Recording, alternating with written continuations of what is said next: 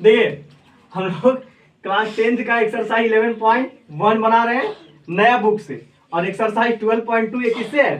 पुराना बुक से। हम लोग हमारे पास दो तरह का बुक है, जो अबर हमारे पास बुक आया अबर सेशन में, उसमें एक्सरसाइज 11.1 में क्वेश्चन नंबर 13 ये दिया हुआ है, और जो पहले से हमारे पास बुक है उसमें कितना दिया हुआ है? 12.2 में दिया हुआ है। क्वेश्चन नंबर 13 नया बुक में भी यही वाला क्वेश्चन है, और पुराना बुक में भी क्वेश्चन नंबर 13 में यही क्वेश्चन है। समझ में आया? सबसे पहले हम लोग पढ़ते हैं क्वेश्चन नंबर 13 बोलता क्या है। एक गोल मेज पोस्ट पर 6 समान डिजाइन बने हुए हैं।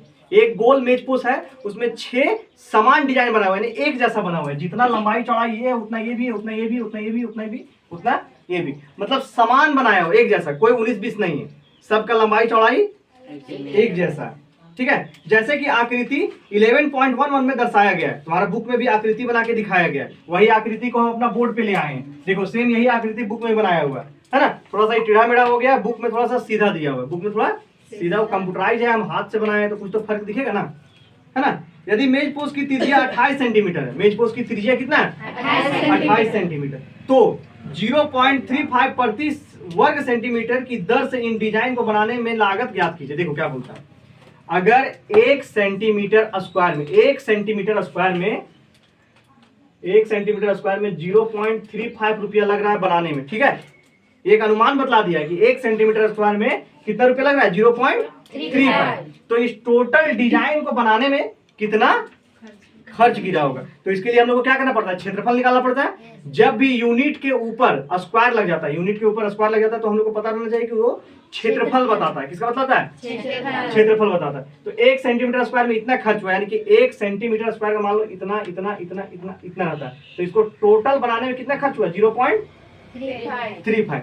तो इसमें भी तो इसका हमको क्षेत्रफल निकालना पड़ेगा। ये टोटल डिजाइन का क्षेत्रफल निकालेंगे तभी ना हम लोग 0.35 से उसको मल्टीप्लाई करेंगे, तभी ना हमारे पास आंसर आएगा। तो इसमें 6 ठो डिजाइन का एक साथ तो हम लोग नहीं निकाल पाएंगे, इसमें एक ठो को निकालेंगे। किसका निकालेंगे? एक का निकालेंगे। किसका निकालेंगे?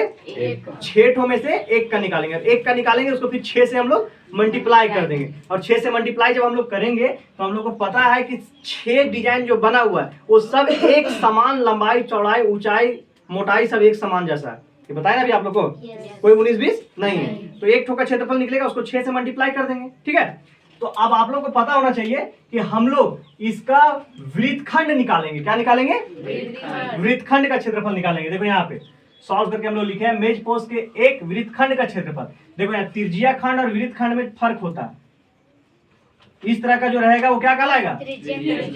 त्रिज्या खंड। और ऐसे जो रहेगा उसको क्या कहलाएगा? वृत्तखंड। तो वृत्तखंड का क्षेत्रफल हम लोग निकालेंगे। इसका फॉर्मूला होता है pi R square theta by 360 minus 1/2 into sine 60 into R square. अब यहाँ पे हम लोग कंफ्यूजन हो जा रहा है कि 60 कैसे आया, थीटा के जगह पे 60 कैसे आया, ये हमारा कंफ्यूजन है, क्योंकि बुक में तो दिया हुआ नहीं है। तो आप लोग को पता होना चाहिए कि थीटा बराबर कितना होता है? 360। थीटा बराबर कितना होता है? 360। इसको कितने डिजाइन में बांटा गया है? 6। कितने डिजाइन में? 6। तो इसको 6 से भागा दे दो, 6 6 36, कितना आ गया? 60। तो ये क्या हो जाएगा? थीटा का वैल्यू 60 क्या हो जाएगा? थीटा का वैल्यू। समझ में आया? रे बाबू रोशन देख लो, तो छापते रहेगा तो छापते रह जाएगा। कैसा है थीटा का वैल्यू? ध्यान दिया इधर 6 भाग में बांटा गया तो 6 तो थोड़ा सा ध्यान दो, थोड़ा सा ध्यान दे लो, उसके बाद फिर लिखते रहना, ठीक है। थीटा बराबर कितना आया? 360। इसको किससे कितना भागा दिया हम लोग? 6 से। काटने पे कितना आ गया? 60। कोई दिक्कत यहाँ तक? तो साइन 60 लिख दिए इंटू आर स्क्वायर। पाई का वैल्यू क्या होता है? 22/7। आर का वैल्यू हमारा त्रिज्या दिया हुआ था कितना? 28 इंटू 28 दो बार लिख दिए। क्यों? आर स्क्वायर दिया हुआ इसलिए हम लोग 28 इंटू 28 दो बार लिख दिए। और थीटा का वैल्यू कितना आ गया?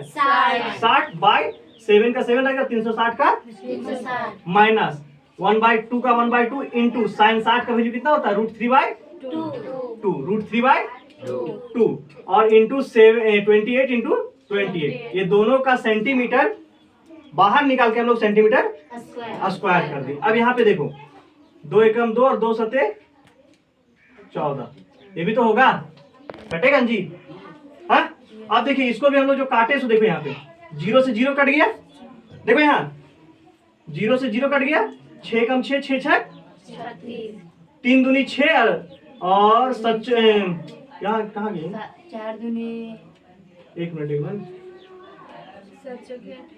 द्वितीय 3, यहाँ पे देखो 7 चौक 28, यहाँ कितना बच गया 4, और द्वितीय 6 और 2 दूनी 4, यहाँ 2 और 3 बच गया, यानी टोटल काटने पे कितना आ गया 22 गुने 2 गुने 28 बाई 3। अब इसको जब काटे तो यहाँ देखो 1/2 1/2 अपने जगह पे ठीक है। कहाँ पे? वो 2 से कट गया 7 हो गया। अच्छा यहाँ रुको, हाँ यहाँ 14 होगा, फिर ये भी 2 से कटा ना, मैं बोल रहे ठीक है। काटने में मिस्टेक नहीं करना है। अब 1/2 का 1/2 था, ये कट गया, ठीक है 14 बार में, फिर ये 2 से कट गया 7 बार में, यहाँ कितना बच गया 7 गुने 28, और √3 का वैल्यू तुम्हारा बुक में लेने के लिए बोला है 1.7, बुक में देख लो दिया हुआ है, बुक में कितना लेने के लिए बोला है 1 सेंटीमीटर स्क्वायर। अब ये टोटल को मल्टीप्लाई करेंगे तो आएगा कितना 1232/3, यानी 1232/3 माइनस इसको जब मल्टीप्लाई करेंगे तो आएगा कितना 333.2 सेंटीमीटर स्क्वायर। अब इसको हम लोग फ्रैक्शन सब्ट्रैक्ट ऑफ फ्रैक्शन बनाएंगे, भिन्न का घटाव हम लोग बनाएंगे। तो भिन्न का घटाव बनाने के लिए क्या करना पड़ता है, सबसे पहले एलसीएम लेते हैं और ये वाला इसके साथ मल्टीप्लाई हो जाएगा। हम लोग 10th क्लास के बच्चे हैं, 10th क्लास के बच्चे का सोचने का थिंकिंग लेवल हाई होता है ना। अब ये नहीं बोलिएगा कि ये कैसे हो गया सर, इसको पूरा एकदम बच्चा ऐसा पूरा सॉल्व करके दिखलाइए भिन्न का जोड़, वैसे कीजिएगा तो 1 पेज का क्वेश्चन 3 पेज में आप लोग बनाइएगा, कुछ आप लोग को जंप करना पड़ेगा, है ना। तो 10th क्लास के बच्चे का थिंकिंग लेवल जो होता है वो ऊंचा होता है, हाई होता है। अब इसको इससे मल्टीप्लाई कर दिए, कितना आ गया 999.6, और ये अपनी जगह पे ठीक है। ये 1 से मल्टीप्लाई होगा और ये 3 से मल्टीप्लाई होगा, कोई दिक्कत यहाँ पे। अब जब इसको सब्ट्रैक्ट करेंगे तो कितना आ जाएगा 232.4/3 सेंटीमीटर स्क्वायर। और जब इसको हम लोग काटेंगे,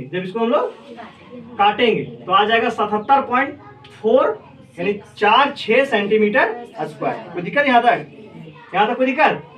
अब ये निकल गया एक डिजाइन का, चूंकि एक डिजाइन का क्षेत्रफल कितना आ गया 77.46 सेंटीमीटर स्क्वायर, इसीलिए 6 डिजाइन का कितना हो जाएगा, इसको 6 से हम लोग मल्टीप्लाई कर देंगे, तो 6 से मल्टीप्लाई करने पर आएगा 464.8 सेंटीमीटर, यानी 6 डिजाइन का टोटल। ये जो 6 डिजाइन था, ये 6 डिजाइन का क्षेत्रफल कितना निकल गया 464.8 सेंटीमीटर। अब हम लोग को बतलाया गया है, बुक में दिया हुआ है कि 1 सेंटीमीटर स्क्वायर में कितना का खर्च गिर रहा था 0.35। तो यहाँ पे लिखेंगे अब लागत मतलब तो पैसा है ना।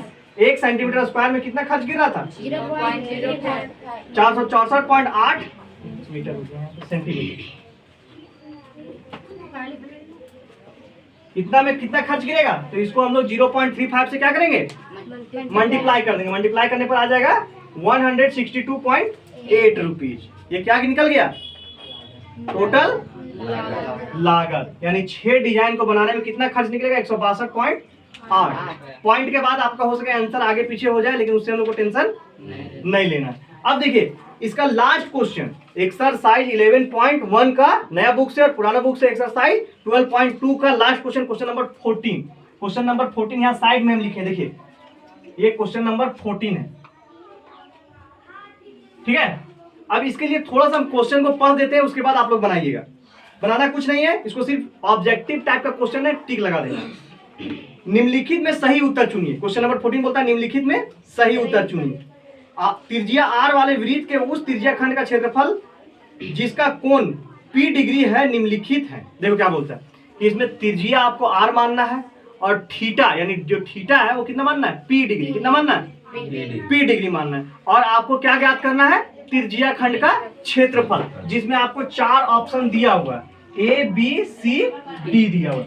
अब सब में थीटा के जगह पे तो P सब में दिया हुआ है, कोई दिक्कत। लेकिन त्रिज्या खंड में हम लोगों के पास 180 का कभी वैल्यू हुआ है नहीं, 180 इसमें भी दिया, इसका भी वैल्यू हुआ है, 720 का हुआ है, 360 का हुआ। ये पकड़ने का पहला ट्रिक हो गया। मतलब हम लोग जब भी थीटा बाय 360 जब भी लिखते हैं तो थीटा बाय 360 लिखते हैं। तो ये पकड़ने का पहला ट्रिक हो गया कि कहीं भी हम लोग को थीटा के नीचे 360 दिखेगा तो वही त्रिज्या खंड का फॉर्मूला होगा। वास्तविक फॉर्मूला यही होता है, थीटा बाय 360 2πr। ये किसका फॉर्मूला है त्रिज्या खंड का। तो यहाँ पे देखो थीटा की जगह पे कितना दे दिया है p, और r तो r दिया हुआ है, तो इसमें डी नंबर जो तुम्हारा होगा वो क्या हो जाएगा बस इसमें केवल टिक लगाना, कोई दिक्कत। हम लोग टोटल क्वेश्चन बना लिए, क्वेश्चन नंबर 1 से 14 तक। पुराना बुक से 12.2 और नया बुक से 11.1। क्वेश्चन नंबर 1 से लेके 14 तक हम लोग टोटल क्वेश्चन में क्या किए, सॉल्व किए। और जिन बच्चों से सॉल्व नहीं हुआ है उनके लिए वीडियो अवेलेबल है, एक भी क्वेश्चन छूटा हुआ नहीं, टोटल क्वेश्चन बताया गया है, टोटल क्वेश्चन आप देख के उसको बना सकते हैं, कोई दिक्कत। चलिए ठीक।